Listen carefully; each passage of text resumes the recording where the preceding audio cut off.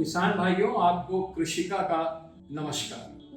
आज फिर हम लोगों को मौका मिला है एक दूसरे से बात करने का और कुछ जानकारियां नई जो हैं वो मैं आपसे आज साझा करना चाहता हूं। जैसा कि आप जानते हैं कि हम लोग अब जाड़ों की ऋतु की तरफ अग्रसर हो रहे हैं और धीमे धीमे आपका टेम्परेचर रोज नीचे गिरता चला जा रहा है।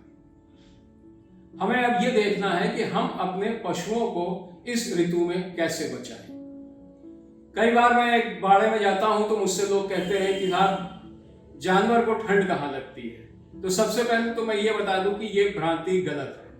जानवर का नॉर्मल टेम्परेचर, एक आपके पशु का जो नॉर्मल टेम्परेचर है वो होता है 102 डिग्री फ़ारेनहाइट और हमारा होता है 98.5। तो बस हमारे और उसके टेम्परेचर में जो जाड़ा हमको 24 डिग्री में महसूस होता है, वो जाड़ा वो अनकंफर्टेबल जो है वो 22 डिग्री में हो जाएगा। बस इससे ज्यादा का कोई वेरिएंस नहीं होता है, ठंड उसको भी लगती है। अब हम देखते हैं कि अब इस ठंड से हमें कैसे बचाव करना है और इस ठंड में क्या क्या बीमारियां हो सकती हैं। तो सबसे पहले हम आपसे कहेंगे कि ठंड में आप सबसे पहले जो आपका बाड़ा है उसको गर्म रखने की कोशिश करिए। अलाव जलाना है तो अलाव जलाइए, पशु को कुछ उड़ाइए, उसको सीधी हवा के सामने कभी ना लाएं, क्योंकि सीधी हवा अगर उसको लगती है तो उसमें ठंड ज्यादा होती है। एक तो ये ठंड हो गई जिसको हम कहते हैं सूखी ठंड।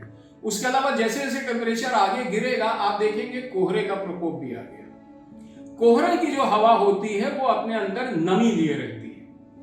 ये नमी वाली हवा भी पशुओं के लिए बहुत खतरनाक होती है, क्योंकि जितनी भी खांसी और ये अपर रेस्पिरेटरी इन्फेक्शंस होते हैं, लंग्स तक ये पहुंच जाते हैं, ये सारी उस ठंड की वजह से होती है। कभी कभी निमोनिया भी हो जाता है।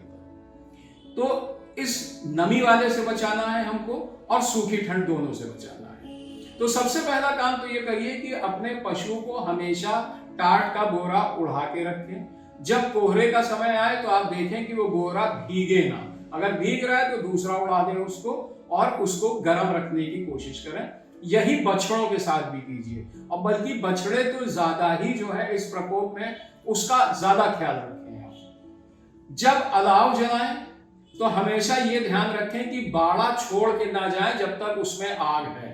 कई बार ऐसा होता है कि किसान अलाव जला के घर चला जाता है और जानवर की किसी तरीके से पशु ने कुछ इधर उधर हरकत की या आग पकड़ लिया तो वो आग बहुत खतरनाक हो जाती है। तो आग से भी खुद को बचाएं और अलाव भी जलाएं।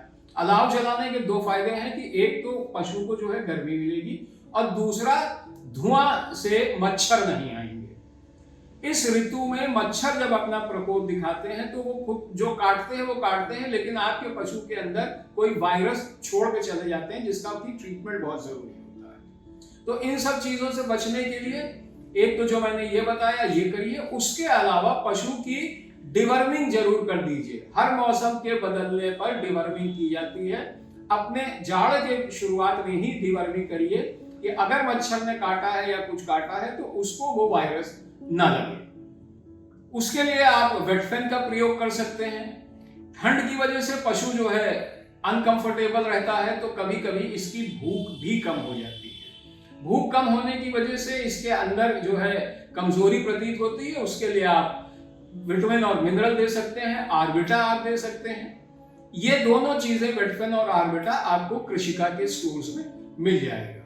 जाड़े से घबराना नहीं, इसको वैसे भी हम लोग सेहतमंद चीज जो है मौसम मानते हैं। बस इतनी थोड़ी सी सावधानी कर लीजिए, आपका जाड़ा और आपका पशु सब बहुत अच्छी तरीके से, बेहतर तरीके से बीतेगा। कुछ और जानकारी हो तो आप हमारी कृषिका हेल्पलाइन पर अवश्य कॉल करें, आपको बाकी जानकारी उस पर दे दी जाएगी। नमस्कार।